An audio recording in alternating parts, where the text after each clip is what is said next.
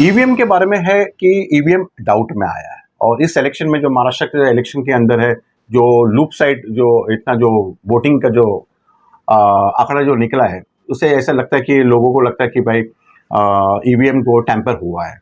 और उसका उनका रीजनिंग ये है कि एक कैंडिडेट है जो उन्होंने खुद का वोट है, उनका खुद की वोट भी वहाँ पे 0 दिखा रहा था। और एक और कैंडिडेट है जहाँ पे उनका जो फैमिली है, जो 26 जन की जो फैमिली है, उनके अंदर वहाँ से सिर्फ 3 ही वोट मिला है। तो welcome to 4W news analysis, this is advocate Edgar Braganza once again with you. आज का जो विषय जो है और बर्निंग टॉपिक जो है वो ईवीएम के बारे में। ईवीएम के बारे में है कि ईवीएम डाउट में आया है और इस इलेक्शन में जो महाराष्ट्र के इलेक्शन के अंदर है, जो लूप साइड जो इतना जो वोटिंग का जो आंकड़ा जो निकला है, उससे ऐसा लगता है कि लोगों को लगता है कि भाई ईवीएम को टैंपर हुआ है। और उसका उनका रीजनिंग ये है कि एक कैंडिडेट है जो उन्होंने खुद का वोट है, उनका खुद की वोट भी वहाँ पे 0 दिखा रहा था। और एक और कैंडिडेट है जहाँ पे उनका जो फैमिली है, जो 26 जन की जो फैमिली है, उनके अंदर वहाँ से सिर्फ 3 ही वोट मिला है। तो ये इससे क्या होता है, ये काफ़ी डाउट हो जाती है और डाउट होने की वजह से क्या होता है, ये ईवीएम जो है एक जैसे बोलता है कि अपन को भगवान है, भगवान, क्योंकि डेमोक्रेसी में ईवीएम मशीन एक भगवान ही है अपने लिए। क्योंकि हम उसके मंदिर में जाते हैं, वहाँ पे हम जाके उधर बटन दबा देते हैं और जो भी है प्रार्थना करना जो भी है हम वो एक जो एक सिटीजन ऑफ इंडिया के लिए सिंस ये हम लोग कॉन्स्टिट्यूशन के अंडर है, तो कॉन्स्टिट्यूशन हमारा जो है वो बाइबल है, गीता है, जो भी है, और हम उसको सबसे ज़्यादा वैल्यू दिया जाता है। और इसी तरह से जो हम जो ये जो प्रोसेस जो कर रहा था, ये एक प्रार्थना जैसे एक प्रोसेस था जो हम मंदिर में जाके हम लोग ये करते हैं। इसलिए ये है कि भाई हमारा भगवान जो है वो डाउट में नहीं आ सकता है। हर एक का भगवान जो भी है वो डाउट में नहीं आ सकता। इसी तरह से ईवीएम मशीन भी जो है वो भी एक भगवान है और वो भगवान डाउट में नहीं आना चाहिए। यहाँ पे जो है जितने जो पॉलिटिकल पार्टी है, खास करके जो हारा हुआ है, ऑब्वियसली हारा हुआ आदमी ही तो इसके बाद प्रोटेस्ट किया जाएगा। और प्रोटेस्ट करने का कारण ये है कि भाई ईवीएम मशीन जो है वो एक ये है कि उसमें उसको मैनिपुलेट किया जा सकता है। और मैनिपुलेट क्यों किया? क्योंकि वो इलेक्ट्रॉनिक डिवाइस है।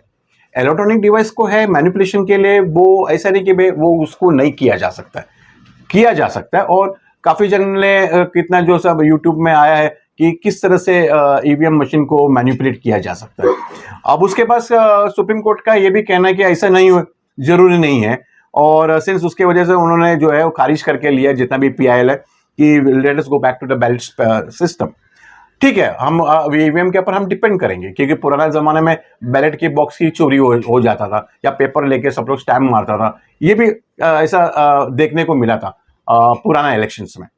तो मेरा ये सजेशन है टू द ईसी के लिए भी, इलेक्शन कमीशन के लिए, कि जब हम वहाँ पे हम बटन दबाता है और मान लो अगर हमने बटन दबाया कमल का, और कमल का जब ये है बाजू में एक मशीन है, वहाँ पे एक लाइट आ जाती है और वहाँ पे एक कमल की फोटो दिखती है, तो इससे ऐसा लगता है कि यस हमने बटन दबाया और कमल का फोटो आ गया।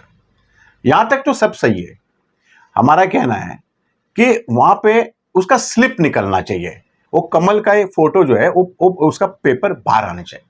बाहर आके वो ऑटोमेटिक कट हो जाता है, अपना वोटर के हाथ में आता है। वोटर देखता है कि यस ये कमल है, और कमल को उसको एक बॉक्स में डालना चाहिए। एक बॉक्स है जहाँ पे उसमें जैसे पुराना बैलेट पेपर्स का कैसे बैलेट, ये वो डालना चाहिए। और उसके बाद में उसकी गिनती होनी चाहिए। मान लो अगर 3010 वोट अगर आ गया और इसके अंदर 3010 ऐसा दिख रहा है कि भाई कैंडिडेट को मिला है, तो यहाँ पे जो है वो जो बैलेट पेपर उसको भी उतना ही 3010 कमल का फोटो दिखना चाहिए, उतना पेपर आना चाहिए। अगर ये दोनों बराबर है तो इसका मतलब ये है कि EVM machine is in process, is in perfect condition. और अगर बाई चांस 3010 अगर आपको काउंटिंग में दिखता है और यहाँ पे कमल जो है वो सिर्फ 3008 भी दिखता रहेगा, 2 कमल नहीं मिल रहा है, तो element of doubt even for 1.0001% भी अगर होता है, उसको खारिज किया जाना चाहिए। और अगर ऐसा होता है तो इसका मतलब ये है कि ईवीएम मशीन को हम लोग को डिस्कार्ड करना पड़ेगा and back to sorry, we have to go back to the ballot system. But since हमारा ये सजेशन है कि बैलेट सिस्टम में जाना जरूरी नहीं है। इसी के अंदर मॉडर्नाइजेशन के अंदर हम वो स्लिप जैसे निकलते हैं, जैसे कि आप लोग कभी क्रेडिट कार्ड देते हैं तो क्रेडिट कार्ड में लेके वो अपना पिन नंबर डाल रहे हैं, उसके बाद में स्लिप आ जाता है। वो स्लिप फाड़ के आपको दे देता है कि इसे सिद्ध हो जाता है कि ये आपने पेमेंट लिया।